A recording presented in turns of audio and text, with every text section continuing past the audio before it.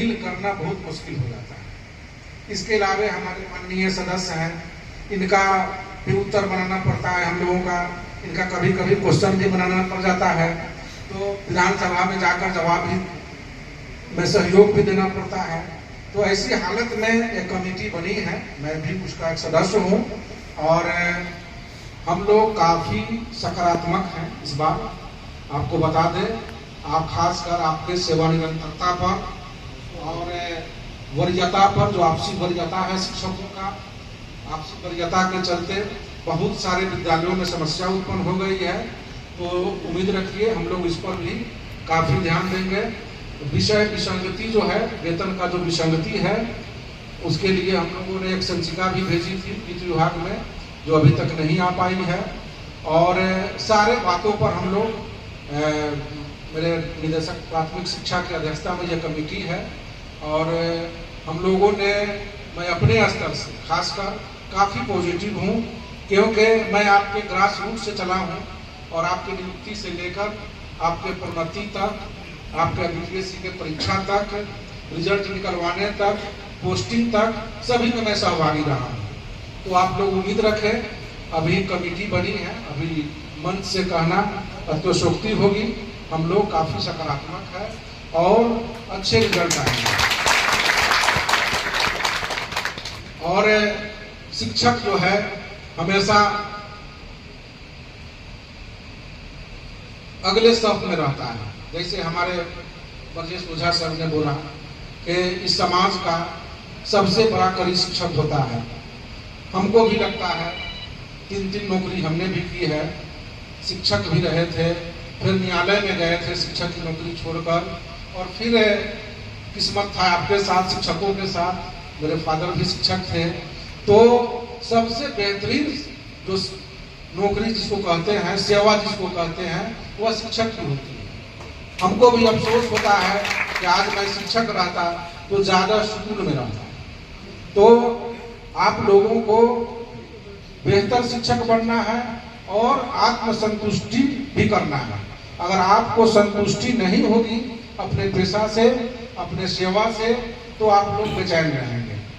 और प्रधानाध्यापक का जो दायित्व है, अगर प्रधानाध्यापक एक हाई स्कूल का ठीक हो जाता है तो पूरा हमारा शिक्षण व्यवस्था दुरुस्त हो जाता है।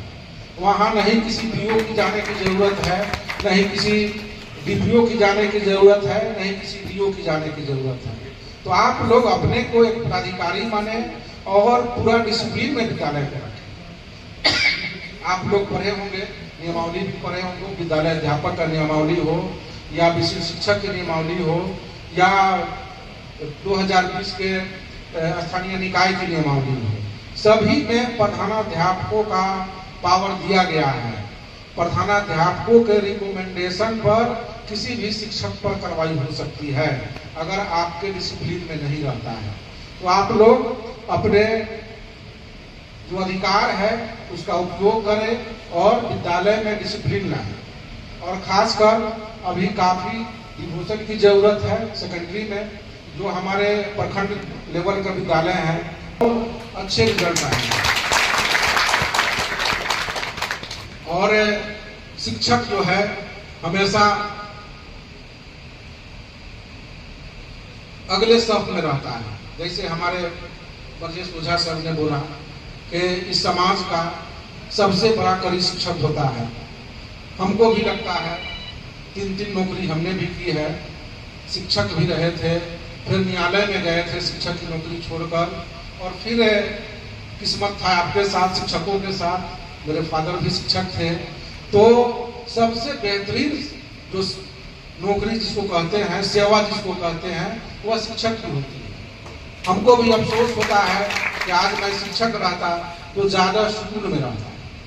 तो आप लोगों को बेहतर शिक्षक बनना है और आत्मसंतुष्टि भी करना है। अगर आपको संतुष्टि नहीं होगी अपने पेशा से, अपने सेवा से, तो आप लोग बेचैन रहेंगे।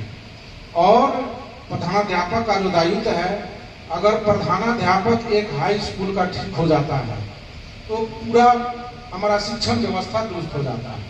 वहाँ नहीं किसी पीओ की जाने की जरूरत है, नहीं किसी डीपीओ की जाने की जरूरत है, नहीं किसी डीओ की जाने की जरूरत है।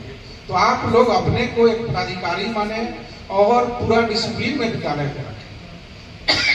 आप लोग पढ़े होंगे, नियमावली भी पढ़े होंगे, विद्यालय अध्यापक का नियमावली हो या विशेष शिक्षक की नियमावली हो या 2020 के स्थानीय निकाय की नियमावली हो, सभी में प्रधानाध्यापकों का पावर दिया गया है।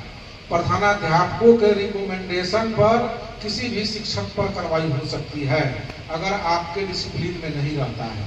तो आप लोग अपने जो अधिकार है उसका उपयोग करें और विद्यालय में डिसिप्लिन लाएं।